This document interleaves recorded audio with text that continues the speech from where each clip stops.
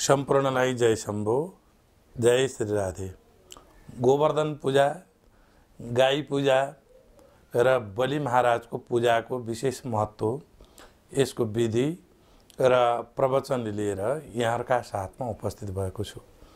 महानुभावहरू, सबैभन्दा पहिला 82 सालको कार्तिक महिनाको शुक्ल पक्षको प्रतिपदा तिथि यो पावन बेला परेको छ।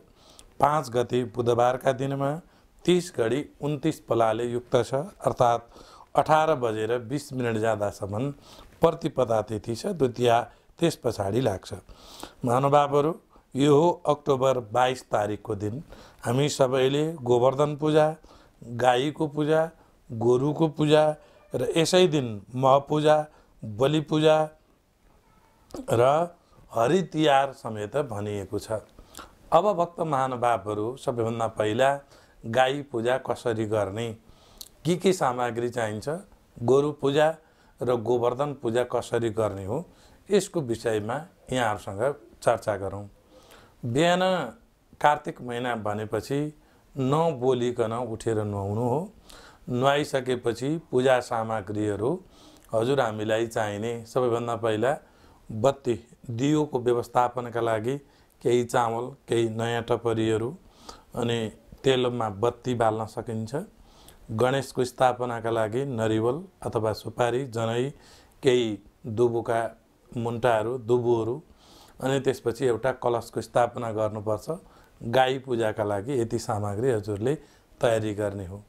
अनि महानुभावहरू, यति सामग्री तयारी भएको छ। सेलरोटीहरू भएका छन्, मालाहरू, केही राम्रा मालाहरू, सयपत्रीका मालाहरू अनि अन्य मालाहरू, फुलका मालाहरू तयारी गर्न सक्नुहुन्छ।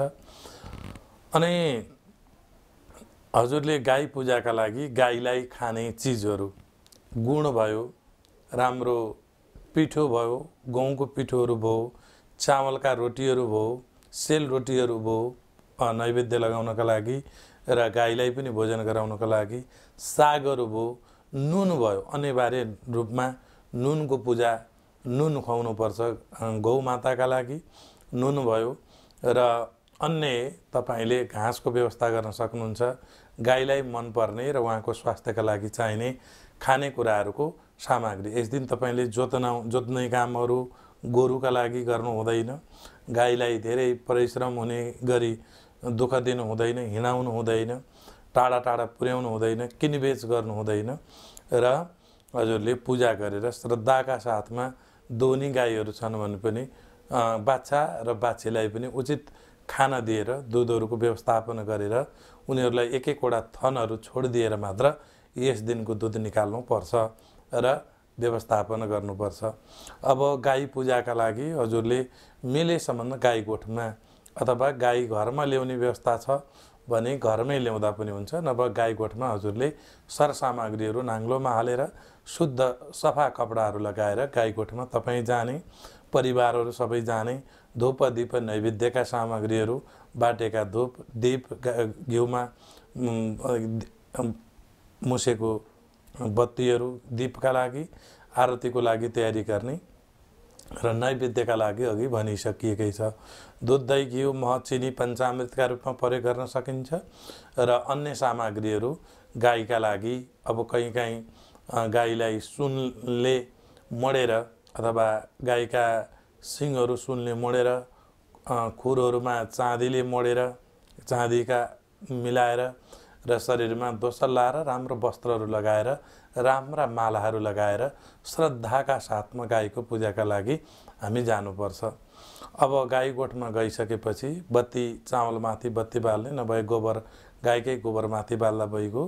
त्यसपछि कलशको पूजा गर्ने, त्यहाँ चन्दन, अक्षता, जौ, तिल अनि सामग्रीहरू छँदैछन्। अर्घ बनाउन पनि सकिन्छ।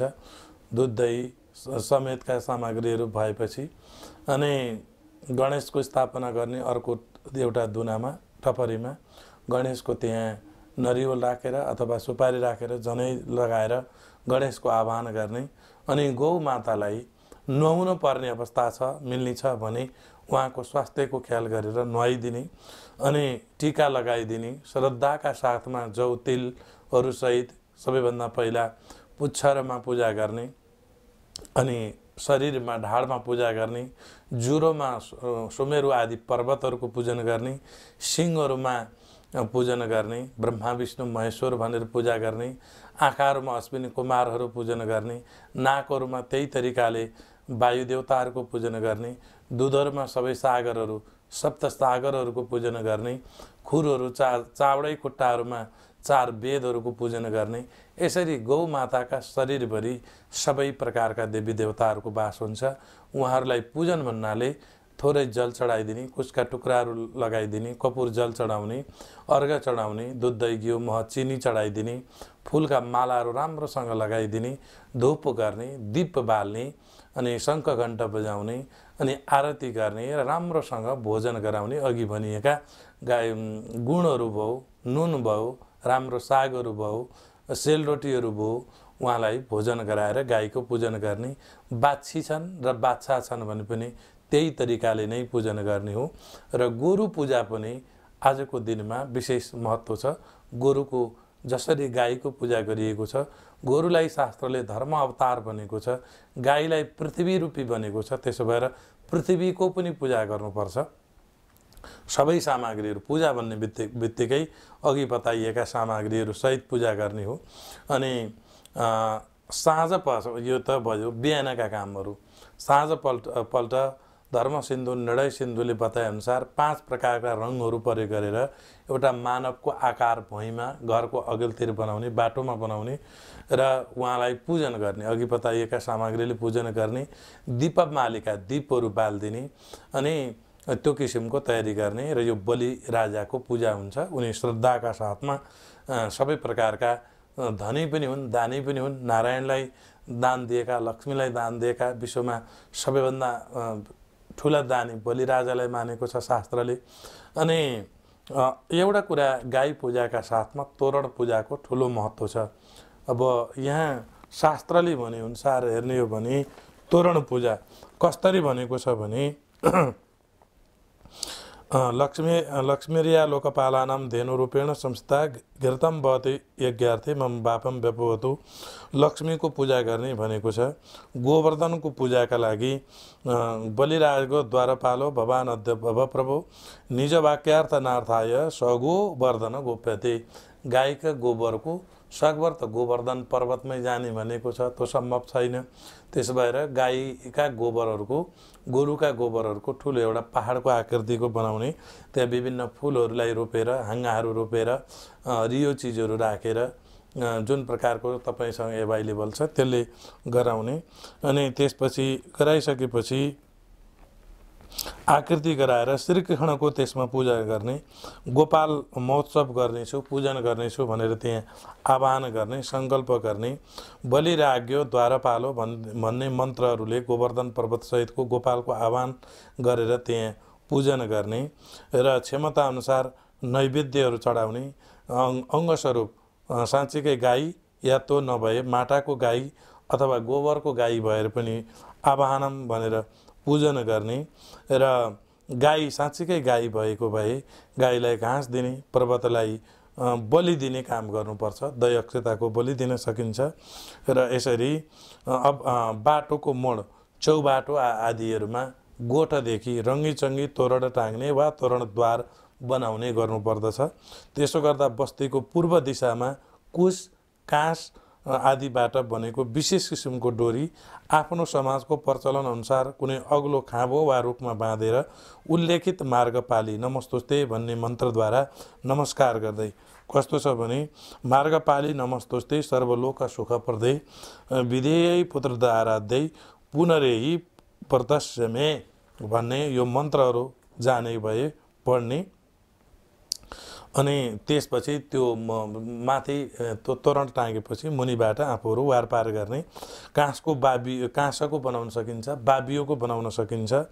र त्यो बलियो लठरो बनाएर एकातिर राजाका छोरा खाल र अर्कोतिर तल्ला 2 प्रकारका मानिसहरू बसेर आपसमा तानातान गर्ने र त्यसरी जसले जित्छ ऊ राजा हुन्छ भनेर पनि बताइएको छ। र त्यस दिन जुवा खेल्नु कौडा खेल्नु असाध्यै महत्त्वपूर्ण मानिएको छ। यसै गरी महिलाहरूद्वारा आरती गर्ने काम पनि बिहानै गर्नुपर्छ। राति चाहिँ गाउने बजाउने उत्सव गर्ने देउसी भैलोहरू खेल्नुपर्छ। त्यस दिन ब्राह्मणहरू र आफ्ना नातागोताका बन्धुबान्धवहरूलाई नयाँ लुगाहरू पनि दिएर सहयोग गर्नुपर्छ भनेर यसरी बताइएको छन्। गाई पूजा र गोवर्धन पूजाको विशेष महत्त्व। भक्त महानुभावहरू, गाई पूजा र गोवर्धन पूजाको विशेष जानकारीको भिडियो यहाँलाई लामो लागेको हुनसक्छ, तर असाध्यै महत्त्वपूर्ण भएको हुनाले नछोडी हेर्नुभयो। धन्यवाद छ। फेरि अर्को भाइ यमद्वितीया भाइ टिकाको जानकारी लिएर उपस्थित हुन्छु। जय शम्भो, हर हर महादेव।